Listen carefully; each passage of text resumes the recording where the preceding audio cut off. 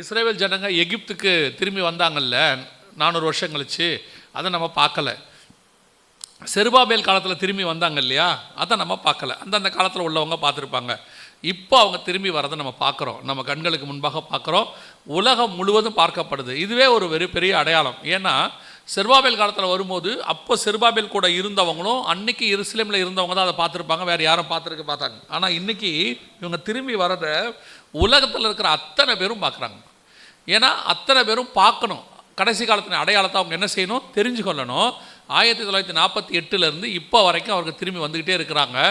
ஓசியா 3ஆம் அதிகாரம் 4-5 வசனத்தில் சொல்லப்பட்ட தீர்க்க தரிசனம் நம்முடைய காலத்தில் நம் கண்களுக்கு முன்பாக நிறைவேறி கொண்டு இருக்கிறது. இன்னும் கடைசி காலம் இல்லை, வரல அப்படின்னு நினச்சிங்கன்னா, இஸ்ரவேல் புத்திரர் திரும்பி வந்து இது 75வது வருஷம், 76வது வருஷம். அவங்களுக்கு ஆண்டவர் சொன்ன வருஷங்கள்லாம் முடிய போகுது. கடைசி தலைமுறைக்கான வருஷங்கள் முடிய போகுது.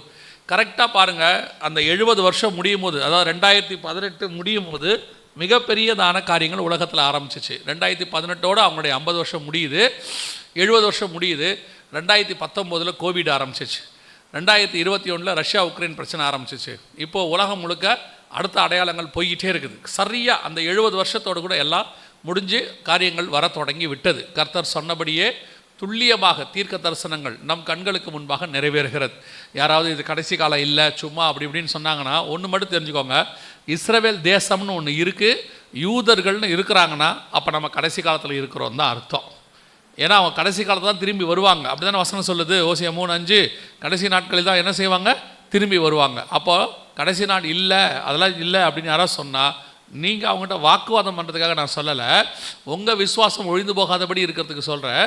நம் கண்களுக்கு முன்பாக இது கடைசி காலம் என்பது துல்லியமாய் நிறைவேறி விட்டது.